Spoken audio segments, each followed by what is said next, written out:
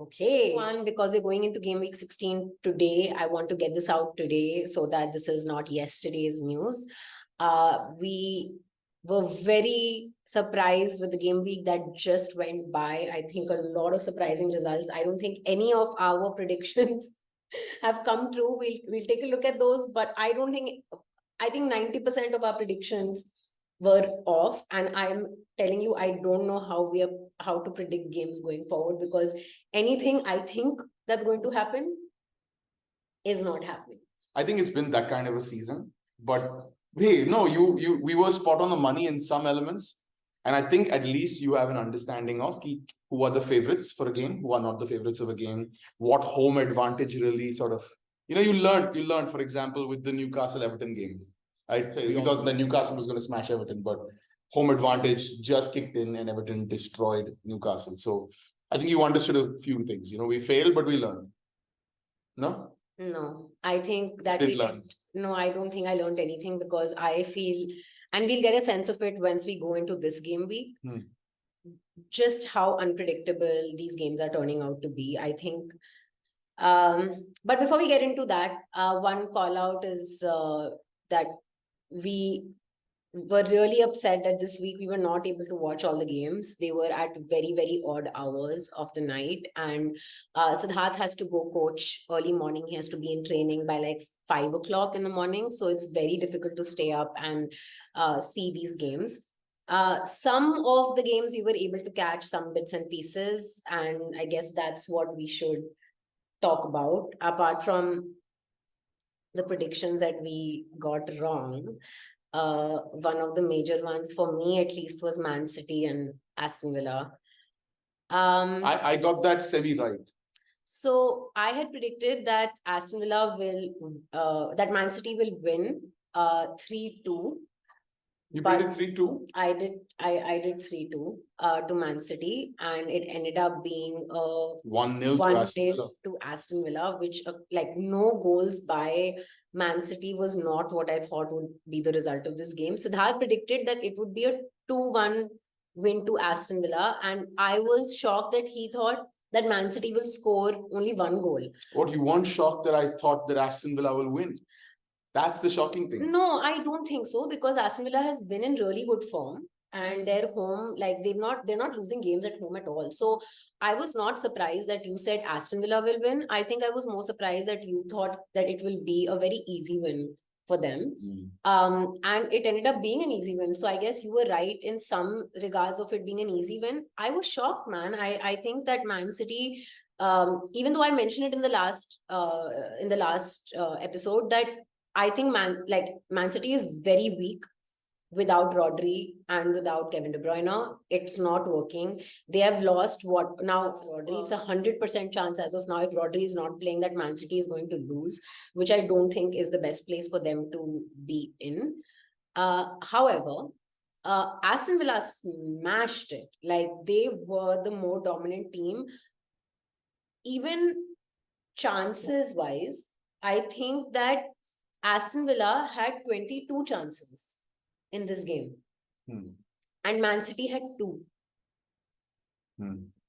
What? Yay, Zoom things. That's okay. It's fine. The Man City game just seemed like it was bound to happen. Man City were not on form. Things were not clicking.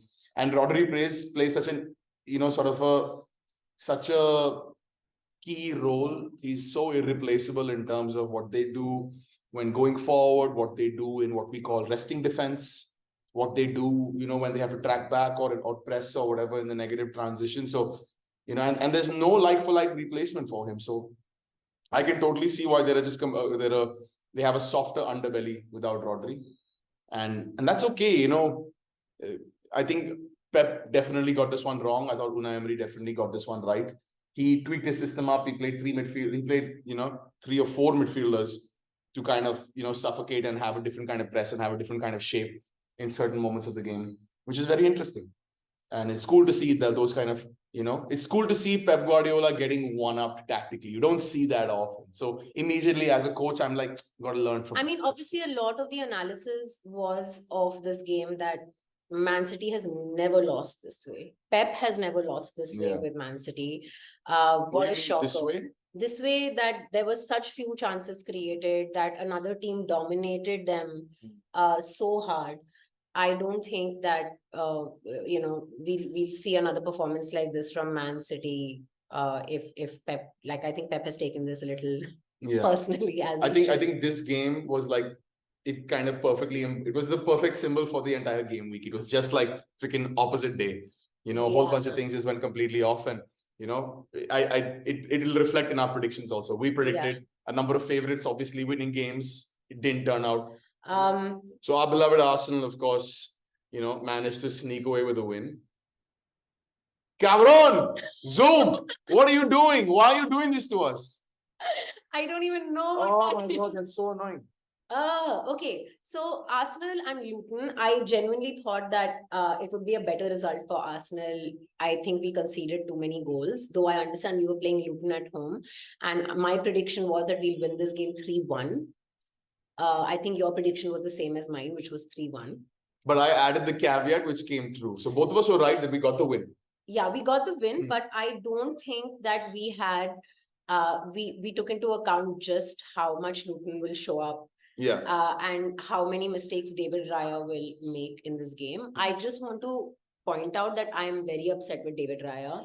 Siddharth and I have been talking about how I'm very confused about the way he reacts in certain situations, especially when there are set pieces that are, I want to say that I of course, set pieces are challenging. You never know where it's going to come from, and you have to make sure that the people who are from your team who are blocking the other team have to be in the right places and mark the right players. But something about Raya's style of coming out in those set pieces, I don't know, he comes out of the goal way too much for my comfort. That's an instruction that he's been given.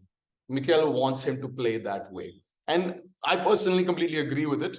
You need the keeper to be brave. He has an advantage. If you think about it, everyone's jump is around the same height in terms of how high they can go, but he has the advantage of the height of his arms, right? So he should theoretically, any ball coming inside that 6-yard box, he should be able to catch it.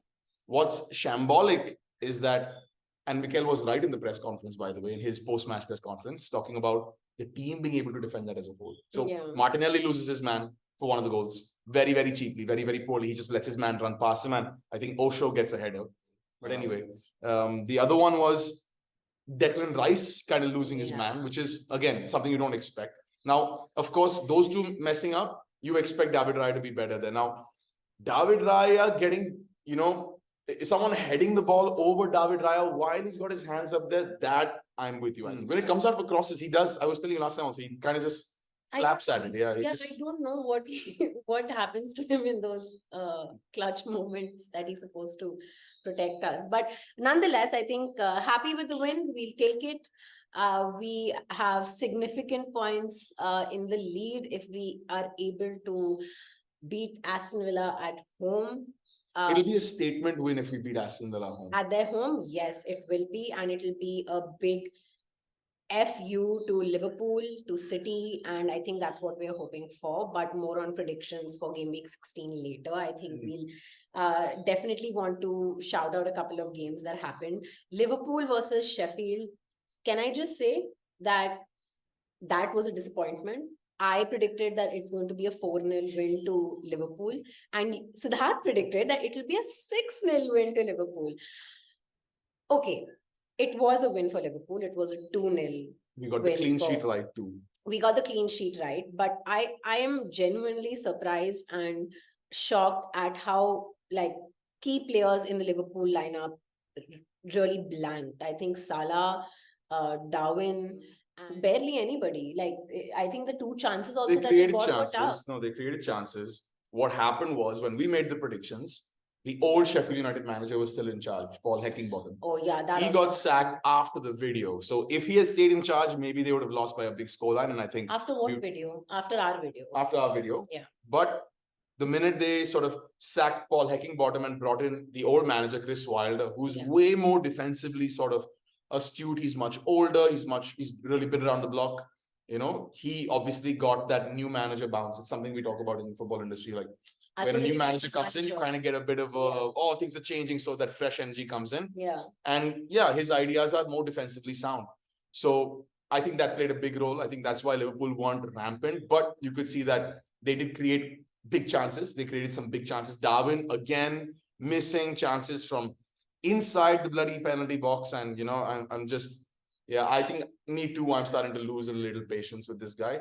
But they got the goals from set piece. Virgil van Dijk was a big man at the back. He's the only. He was their star performer.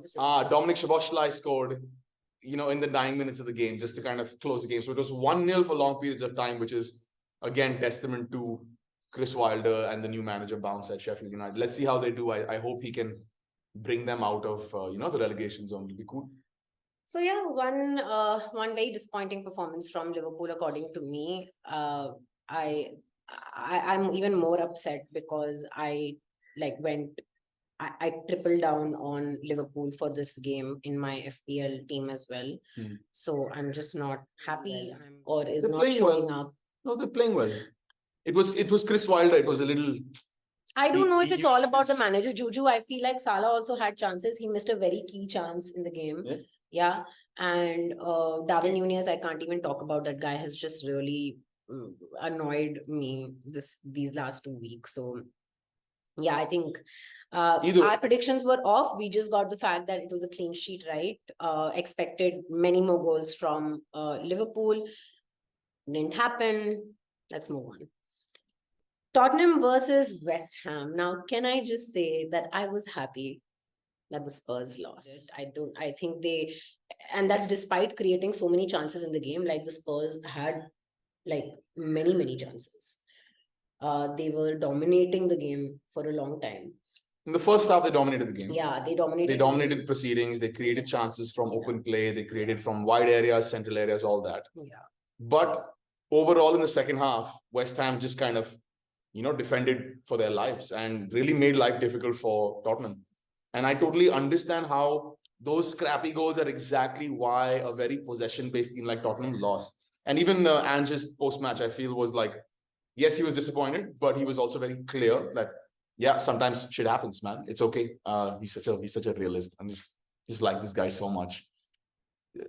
I just do. What do you say? No, he's such a good guy. No, he's a good guy. He seems so clear. He seems like he knows his values. He's a very winning hard guy. He believes in winning very hard. And he doesn't shake under pressure. Like, I like that things are kind of, he's under siege at the moment, and he's referred to it in one of the things he said, but he seems strong. He seems really, really strong through it. I feel like if I was playing for him, I'd be like, I can get behind this guy. Maybe a loss wouldn't affect me as badly. So I think he's super interesting. Now, what, they're on the back of 4 losses? Or did the Romero? That was a good fucking goal, man. That was a good header. Yeah, good by Romero. Bowen really showed up yesterday. Proving to be a nightmare from a fantasy perspective, to be very honest with you, because it's in, it's out. Is he injured? Is he not injured? But he is recording some insane numbers in terms of his points per million, his points per 90. He's sometimes he's playing as striker. He's the furthest man forward. Sometimes in pressing situations, he's the furthest man forward. We know that he's quite electric on the transition. He's got pace. He's got power. He's got dribbling ability. And what I really like is like the way he shoots that ball. Like I felt his frustration, and and even just like at the end of the game, the way West Ham celebrated that win was like, it felt so exciting to see that there was real feeling behind that comeback win. It's not easy to go to Tottenham, intimidating stadium. The fact that Tottenham lost at home only is so surprising for me. I thought that they had this in the bag. I predicted also that they would win this game. What was your prediction for this game? I predicted that Tottenham would win 3-1, and you predicted that they would win 2-0. So you were closer than me? I guess I was closer than you because they did score. I mean, it wasn't a clean sheet, and West Ham did score, but I don't know. I mean, I think that this has really made me confused about how to predict the next game for Tottenham. I don't know what form they're in. I don't know. Romero was somebody who was out on suspension. right? He just got back. Can we just quickly mention how Bruno Fernandes missed a penalty? Yeah, if you That want to made take me cheap very shots at happy. United, yeah, sure, we can keep taking cheap shots at United. But they won. They won. They turned it around, you know. They turned it around, and I think they are definitely back in the, running. They're only 3 points under City right now. I'll say they're not still. I'll disagree with you there. I think that, like, this was a win against a Chelsea side that's really been poor. And to be very honest with you, this is exactly the kind of win that makes prediction hard. It's a false success. It's a success that disguises the real problems. I think United were okay, fine. They were all right. They won the game. You won pretty convincingly. You should have won the game. You had a pretty high XG. Good. Yeah. But to be very honest with you, it's against a really, really poor, poor Chelsea side, poor lineups, players in different positions. It's okay. I feel like even mid-table teams would bloody beat Chelsea, so it's not a problem. But I really feel that United. Let's look at their next couple of fixtures. Let's see how they really do. They're still in the danger zone for me. Yeah, but a big relief for United fans considering the recent drama around the club. But yeah, I think Bruno Fernandes missing that penalty was like a little bit of a oops, because I feel like United fans, the one player that they're, they go out and defend. You can say anything about their team, you can shit on United, but they'll be like, oh, but we have Bruno Fernandes. He's the first name on the team sheet. He is the team captain. He's quite a high caliber player. Yeah. The thing is that they made a couple of big changes into the squad, and I'm curious to see how that sort of manifests. They dropped Marcus Rashford from the squad, which is a huge one. Which is a huge one. And I thought he was honestly, undroppable essentially. Yeah. I mean, that's the way they see him, right? Yeah, you could say, like, I think between Bruno Fernandes and Marcus Rashford, they're kind of both the golden boys of this club. So it's I kind of don't know how you would pick that. So it was surprising to see him out. Good. I'm glad that Ten Hag took that, brave call. It's not an easy thing to drop your... Dude, I feel bad for Ten Hag, man. I think there's he is surrounded by a swarm of bullshit from all directions. I'm pretty much internally from the club, owners, perhaps investors, outside from the media. I think he has no option but to, even as a manager, play defense against some of these. So yeah, feeling bad for him, but hey, they got they won. What can you say about it? Not happy, but okay. He's a good manager. He's a good manager. I'll say this, okay? I'm telling you, he's a... Siddharth is always coming to save the managers. No, I agree with you. I don't really think Ten Hag... Some of his build-out ideas at Ajax a couple of years ago were, for me, I was like, wow, this is risky and brave, but I can definitely see how it gives you an advantage. And he's making waves. I say if he gets the same time Arteta got, he will be a huge success because he'll clear out all these muppets, all these signings that he didn't want and signings that were forced down his throat by the status of United, and make them buy into his system a little bit more and build a proper culture. Build a culture of, no fuckery. Build a culture of... I don't know how possible that is with United. I feel like that's in their DNA. Oh, wow. Please, I don't inherit my hate for Manchester United. I'm sorry, I already have inherited it. The amount, 8 years, this man has just sat down and he has pointed out every bad thing about United players and also United fans. And I've honestly also personally, we were kicked out of a Man United screening.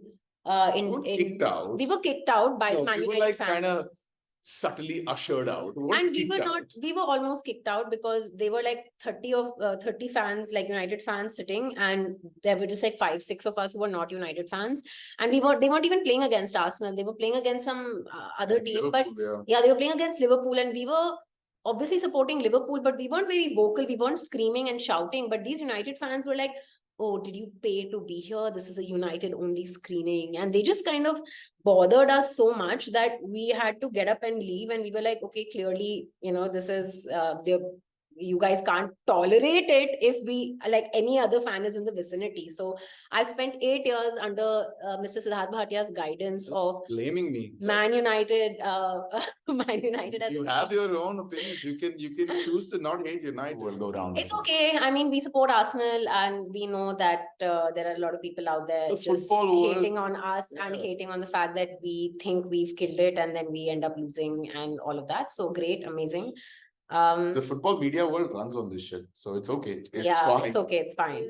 Go and quickly discuss our FPL stuff because shit was fucked this week. For you. For me, For you. I got screwed. I got very screwed, guys. Like I think I made some good calls, but I don't know what happened to these players, man. I really don't know. So we're talking about game week 15, and I started Look, it's not a bad team, okay? Saliba, no, fine. so I'll tell you what, I'm happy with Saliba and I want Saliba there, even if he's not he's not really done much for me in the last 2 or 3 games. But I like Saliba. I think that he's a good and strong pick and he does do his job. And it's not like I'm depending on points from my defenders anyway. Like Honestly, Gabriel is a more of a set piece threat than Saliba. Yeah. From a fantasy Premier League perspective, Gabriel is a better pick than Saliba simply because he's cheaper and he's more of a set piece threat. Saliba is super silky, super classy, and he's an all-round better player. I think he's one of the best defenders in Europe. Yeah. So I understand why there's that feeling towards him. But yeah, your defense is what really underperformed. Your offense is what really underperformed. And I think in general, this is the case for everyone this week. Is obviously you have a Crystal Palace defender Tyreek Mitchell. We expected that they'll keep a clean sheet at home.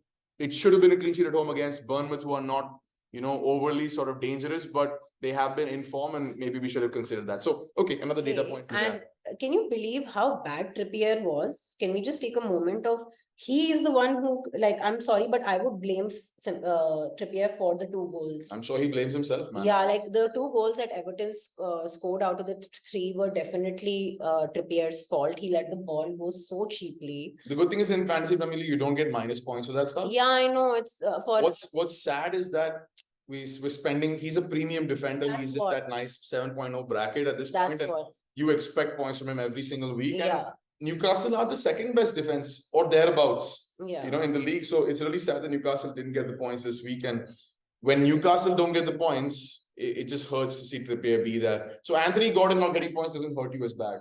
Right, because he's only 5.6 or 6.0 or something like that. He's quite cheap. He's a cheap player, but also I think I expected a lot from my midfield going in this week, especially with Saka, Gordon, Mbeumo. And if it wasn't for me making Salah captain, I would have ended even with Salah at 3 points, right? Yeah. And man, I don't understand. Like, we got Mbeumo because we were like, oh, we're good till game week 22 with him. He has easy fixtures. There's nothing wrong. He's on penalties. He in fact bags a penalty in this game, but then he goes off injured. The good thing is that, this is very interesting, right?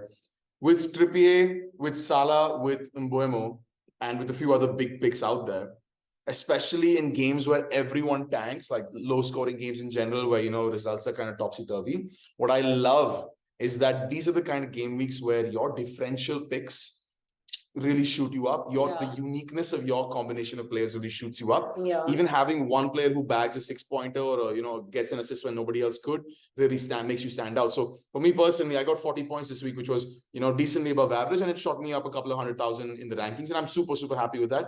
And it is because everyone owns Trippier and Trippier cocked up. Everyone owns Salah and Captain Salah. They cocked up, right? Haaland did jack all, which I'm so glad. Every time Haaland cocks up, I'm like, I was right. And he's cocked up maybe a lot now. So cocked up means not gotten the fantasy points. Yeah. And it's a pity that you didn't have any differential midfield picks here who delivered. So for me, out here in your squad, I look at Diaby and I'm like, that's looking more and more like someone you just can't really rely on. No, right? I have to get rid of Diaby. I have to get rid of Cash at some point in this in the next 2 weeks. I think we should talk about who we are going to get in, because see, if we know one thing is that Mbeumo has to go. Yeah. He's in your squad, he's in my squad, he has to go. And I think let's speak about the options that we have instead of Mbeumo. So I'll tell you my top picks. Okay. My top picks to get him out are Odegaard. Interesting. Or I want to... I know that I'll have to take a hit on game week 18, but I'm seriously considering Foden. I'll tell you why. Foden this week, the Man City this week are playing Luton. Away. But still. But Rodri's back. Yeah, and I think Foden is a good shout for this for this week. Okay. So can I make another suggestion? Yeah. So you've suggested Foden, you suggested Odegaard. Yeah. I know it sounds really weird because you just transferred Jared Bowen out. Yeah. But bringing Jared Bowen back in seems like a really, really good pick because he's got Fulham away next week. And somehow West Ham's defensive approach doesn't seem that stressful, against whenever they're playing away games. They play Wolves at home after that. And Jared Bowen gets goals, dude. On up and down games, Jared Bowen gets goals. My only fear with Jared Bowen is that he's a little injured and it'll take one game to get him out of it again. The fact that he just played. Yeah. And I don't think there's a European game now between this game and the next game. I think he's definitely going to play. And so what do you think? I think Palmer is also, he's the third on my list to get now to replace Mbeumo. I like Palmer. I think he's been giving points consistently. He even bags the goal against United with a lovely finish. Exactly. Yeah. I think we can also. So I think between Palmer, between Odegaard, between Jared Bowen, and what about Kulusevski? So just looking at Tottenham fixtures right now, they've got Newcastle at home, and then it's Forest away, then Everton at home. Yeah, it looks like there's a decent run of fixtures coming up, and yeah, they have just the Newcastle game is a bit. It's a bit tricky. It's a bit hit and miss. Yeah, but then everything else seems a bit easy. For me personally, I would just kind of avoid Tottenham midfielders and attackers because without James Maddison in there, they are struggling to create. Now you have better midfielders, so you have midfielders coming in to replace them, but somehow they're just not able to really give you that, convincing assurance of points. It's not happening. Okay. So I'd avoid Tottenham midfielders. So I think between Palmer, Bowen, and Odegaard is where we have to make a decision. Where I really like your Palmer idea is Yeah. that because you have so much money in the bank, you can genuinely look to move Mbeumo towards Palmer. Yeah. You'll get about 1.6 million extra. Yeah, he's only 5.4 million, right? And suddenly that puts you within touching distance of bringing Haaland back into your squad. No, I actually, what I want to do? Instead of getting Haaland back, I was thinking that at some point I want to get rid of Darwin Núñez. And if I get Palmer in and take Mbeumo out, I can maybe in the next week or two get Watkins back for Darwin Núñez. You want Watkins back because, I mean, he's playing, dude. He's playing. He's playing and he's doing well. He's all right. He's just kind of ticking along. I won't say he's doing amazingly. He's not hitting 20 pointers. He's hitting, kind of less than 10 pointers. Yeah, but if I look at it, like Darwin is really. You're not going to stick with Darwin? You're not going to give him a little bit more time? I don't think I'm going to because what about Pedro Porro? I mean, he is looking good against. If I look at the last 3-4 game weeks. He's performed. He's performed pretty consistently, right? Yeah. Tough games too, Yeah, Aston Villa, Wolves, even West Ham, dude. He's had he's had an assist. Yeah, so he's on set pieces, which is a huge benefit. And this is coming up so often, that there's a troublesome area in the squad is because one person getting injured also really changes the dynamic and how you're going to play who in what game week. Suddenly you don't have options. Yeah. And you're left with the people that you thought, you don't have to play them for the next couple of weeks because you have these other players. And either they are close to suspension because they're on 4 yellow cards or they are getting injured left, right, and center. So it's really annoying. But yeah, I think, okay, so I'll just wrap it up for my team, right? I think in the back, I'm going to get rid of Cash. And I'm going to get probably either a Pedro Porro or I'm going to get a Ben White. And close that. I'll have to take a -4 this week. So proud of you. I'll have to take a -4. -4 this week? Yeah, -4. Yeah. Do you have a rolling transfer? Did you make transfer last week? Yeah, I did. So then you have to take a -4. Yeah, I have to take a -4. I will have to get rid of Mbeumo, and against Mbeumo, I will take a call between Palmer and Jared Bowen. I think Bowen is a good shout, but he's cheaper than Odegaard too. Yeah, he is cheaper than Odegaard. And he's an attacking player. He's a forward player disguised as a midfielder on Fantasy Premier League. So I definitely think Jared Bowen Hwang Hee-chan. Hwang Hee-chan, I think, is a good differential pick for this week. He might also be a good replacement for Mbeumo. Looking at his fixtures as well, I mean, Ooh, that's a lot of grays. it's a lot of grays, but it's, you know, I'm telling you, the grays are against West Ham, Chelsea, Brentford, all teams that I feel like, you know, they have something missing. They're not really they're not really clicking right now. And Wolves could be a very big thorn in the side of these kind of teams. I completely agree with you. And I'm going to let my front be as it is right now. I think I'll bank on Alvarez in as a striker for me because they're playing Luton, and I'm really hoping that he gets some. Alvarez is on set pieces too, so so I really think that they should get some points this week. Problem areas in my squad are pretty much that I have this Saka Martinelli double up, and Martinelli just scored. I know it's a good problem to have that he just scored, but for me the question mark is still there whether he's going to get points against Aston Villa specifically. So maybe my real picks are I got to drop Mbeumo and look to get either Anthony Gordon, because I've missed the bloody train on that kid. I think you have to get Anthony Gordon. But then you will triple down on Newcastle. That's not so bad. It's okay. Newcastle's fixtures aren't the worst, but I see what you mean. I definitely have to really consider that. And the fact that you brought up Cole Palmer is such a good shout. Like, Cole Palmer is looking to be kind of, you know, one of those fantasy Premier League legends for the season. He's just so cheap and so good. If I'm not going to make transfers elsewhere, I'm so like shameless. I will take -4s and -8s like all the live long day.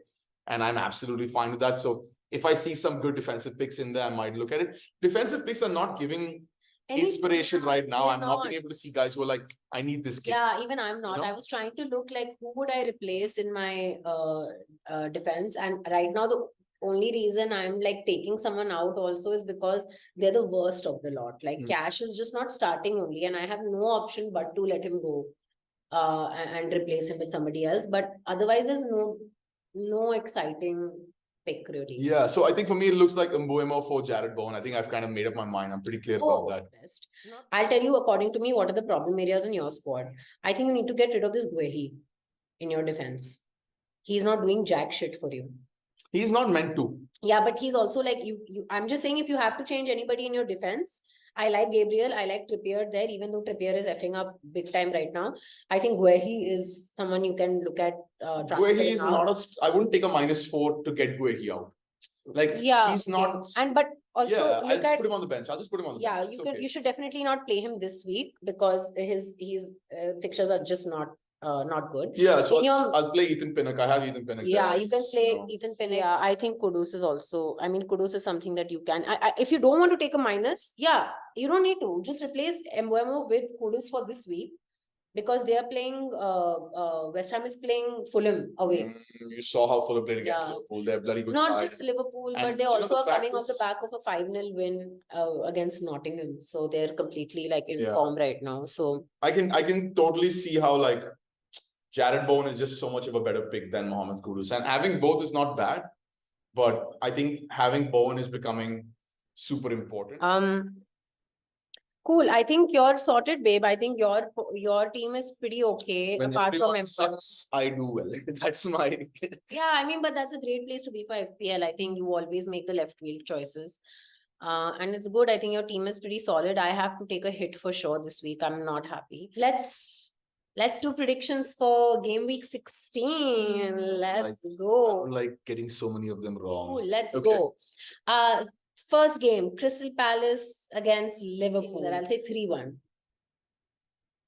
Okay, so I don't think Crystal Palace are going to score. They've lost a number of attacking talents to injury. So I'd say that Liverpool will scrape through this game 1-0. They'll keep the clean sheet. And now it's making me think about Trent Alexander-Arnold, but we'll not go sidetrack. Okay, so I'm saying that they will win. Liverpool will win this 3-1. And I'm saying 1-0. You're saying 1-0. Okay. So both of us predicting a Liverpool win. Brighton versus Burnley. I think I'm going to go with Brighton on this. I don't know. I think that Burnley will score against Brighton. And I think this is going to be a 2-1 to Brighton. It's going to be a 2-0 to Brighton. Brighton's going to win the game 2-0, going to keep clean sheet. Burnley not going to be able to. So we're basically saying that I'm saying that it's going to be 2-1 to Brighton. You're saying it's going to be 2-0 to Brighton. Okay. Then you have Man United and Bournemouth. Very interesting. I think it's going to be a draw. I think it's going to be a 1-1 draw. But I feel like United will just kind of scrape through this game. And yeah, I think it's going to be a 2-1 to Manchester United. Bournemouth are defensively not fantastic. Okay, attack-wise, Dominic Solanke, Philip Billing. Yeah, but some great Bournemouth have stuff there. also did defend well the last game. Yeah, against a Crystal Palace side that lost their best attacker to injury early on in the game. Crystal Palace doesn't have much going on for them in terms of attack in general. You know, their manager is defensive. So United, at least, they're going to have some confidence from the Chelsea game. The fact that they've taken brave calls and Garnacho and these guys are going to, you know, turn up. I think there's a fresher energy, and I think United are going to win this game 2-1. Okay, then you have Sheffield versus Brentford. I think now that you've said that Sheffield has got a new manager, they are going to defend more. I more think aggressively. more aggressively. So, but at the same time, like Brentford is also not a bad team. No, they're not a bad team.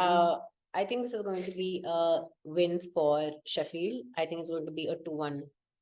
So you're predicting that a team that has been one of the worst in the league so far. Yeah. They've not changed their players around. They've just, you know, got a new manager. I'm just going to give the new manager advantage and say that Sheffield is going to win 2-1 here. And I like that prediction for a number of reasons, but this game has got a draw written all over it. So I'm going to call this game a 1-1 draw. I'm going to say that Sheffield will score first, but Vitaly Janelt or Christian Norgard, I'm predicting one of these two players, one of the midfield players to score for Brentford. So that's my masala prediction for this week. Okay. Yeah. Then you have Wolves versus Nottingham. I think it's going to be an easy win for Wolves. I think they're going to defeat Nottingham Forest 2-0. Yeah, Nottingham obviously coming off the back of that 5-0. God knows what changes they're going to make. I agree with you that Wolves are going to probably win this game. Okay, let's say Wolves win this game 2-1. All my predictions have been wrong so far. And now let's come to one of the biggest games of the week, Aston Villa versus Arsenal. Okay, this is going to be a very tough game. Very interesting and very tough. Like I said for Aston Villa and Man City last week. Look, I think Aston Villa at home are proving to be a little bit of an unbeatable kind of team.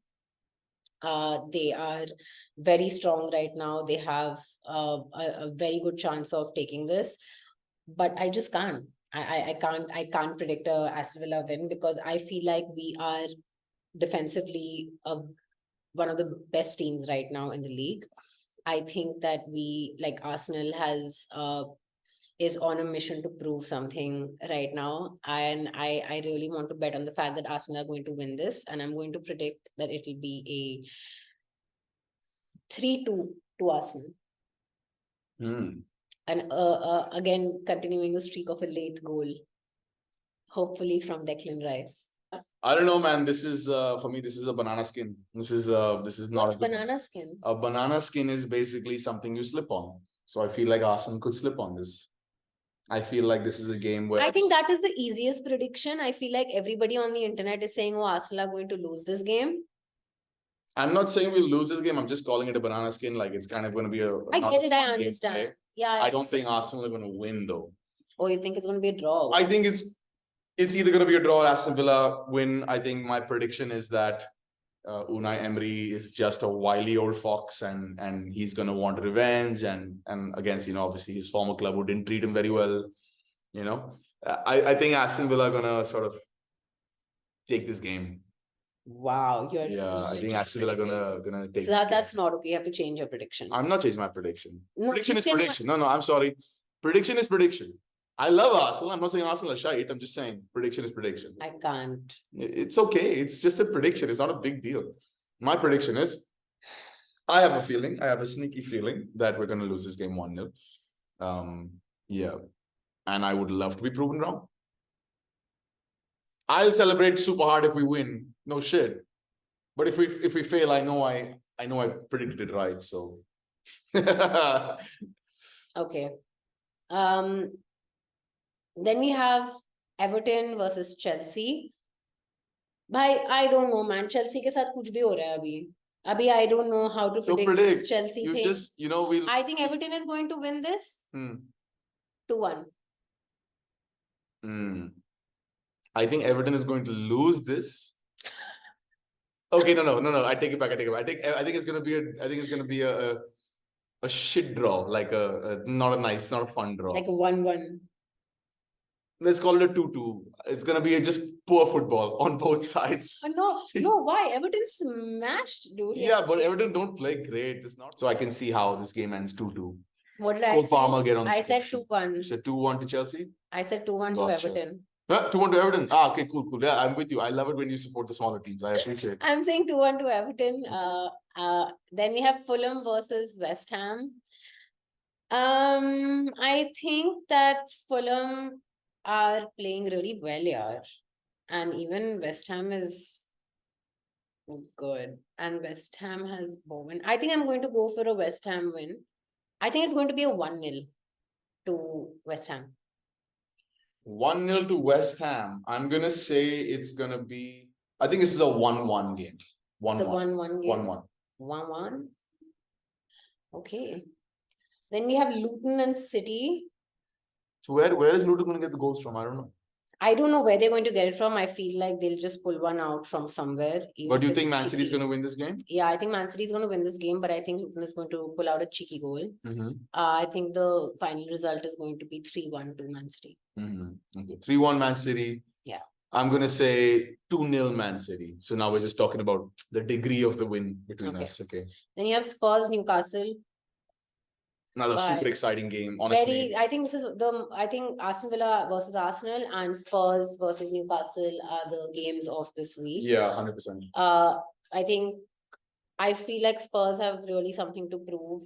And I mean, I predicted a Spurs win last week and it was wrong, but I want to go with my gut on this. I think Spurs are going to take this, but it's not going to be easy. I think they're going to scrape by. Spurs are going to take this 3-2.